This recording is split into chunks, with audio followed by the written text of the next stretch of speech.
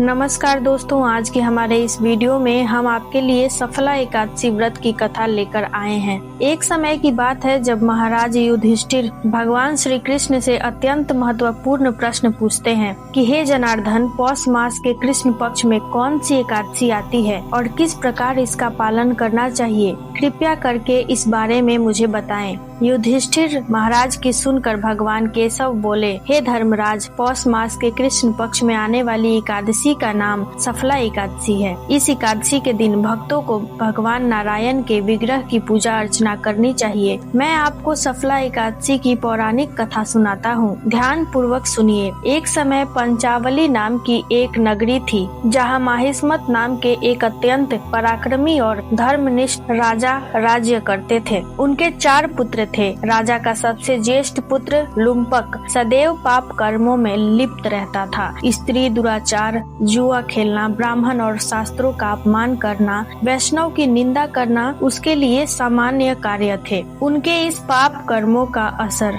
राज्य पर पड़ने लगा। एक दिन राजा माहिष्मती ने उसे अपने राज्य से निष्कासित कर दिया। लुम्पक राज्य से बाहर एक जंगल में रहने लगा, लेकिन अभी भी उसकी पापम प्रवृत्ति में कोई कमी नहीं आई। वह दिन में जंगल के प्राणियों का शिकार करता और उसके मांस का भक्षण करता था और रात्रि के समय नगर में जाकर लूटपाट करता था। अनेक बार लोगों ने उसे चोरी और लूटपाट करते पकड़ा भी था, लेकिन लुम्पक के पाप कर्मों का अंत नहीं हुआ। वह जंगल में एक अति प्राचीन विशाल भगवान श्री हरि के प्रिय पीपल के वृक्ष के नीचे रहता था। इस प्रकार काफी समय बीत गया। आखिरकार उसके जीवन के परिवर्तन का समय आ ही गया। एक दिन संयोगवश पौष मास की ठंड के कारण वह सारी रात सो नहीं पाया। शीत लहरों से बचने के लिए उसके पास पर्याप्त वस्त्र नहीं थे। पौष कृष्ण पक्ष की दशमी के दिन वह सारी रात जागकर ठंड की वजह से उसका शरीर शिथिल हो गया और वह मूर्छित हो गया। अगले दिन एकादशी के मध्याह्न के सूर्य की गर्मी पाकर उसकी मूर्छा दूर हुई। गिरता पड़ता वह भोजन की तलाश में निकला।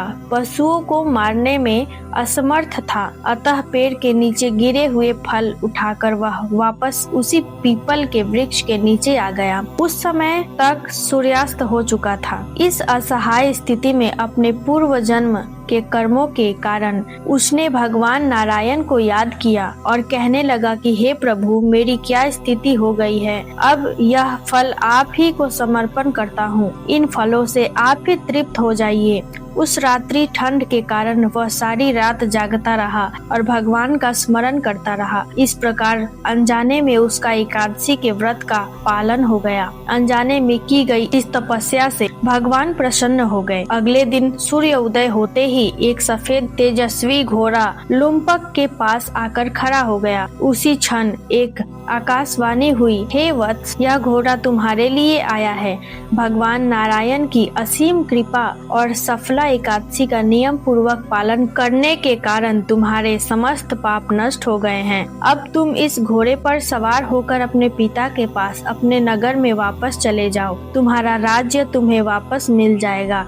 ऐसी आकाशवाणी सुनकर वह गदगद हो गया। सफला एकादशी से अर्जित पुण्य फल के कारण उसका शरीर पुनः कांतिमान हो गया। उसी क्षण वह अपने राज्य को वापस आया और अपने पिता से क्षमा याचना करने लगा और उन्हें सारी बातें कह सुनाया। उसके पिता ने जब उसे समस्त सद्गुणों से युक्त देखा तो वह अत्यंत प्रसन्न हुए और लुम्पक को राज्य का कार्यभार संभाल कर वह वन को तपस्या के लिए चले गए। इस प्रकार लुम्पक ने अपने राजकुमार होने के सभी दायित्वों को निभाया। अपने पिता के पद चिन्हों का अनुसरण करते हुए अपने देह को त्यागने के बाद वैकुंठ लोक को प्राप्त हुआ। कथा समाप्त करते हुए श्री कृष्ण कहते हैं, हे राजन, जो व्यक्ति सफला एकादशी की इस कथा का श्रवण या पाठन करते हैं, उन्हें यज्ञों का पुण्य फल प्राप्त होता है। उनके समस्त कष्ट नष्ट हो जाते हैं। खोया हुआ राज्य, खोया हुआ धन या असफलता जिनके जीवन में होता है, उनके जीवन में सफलता का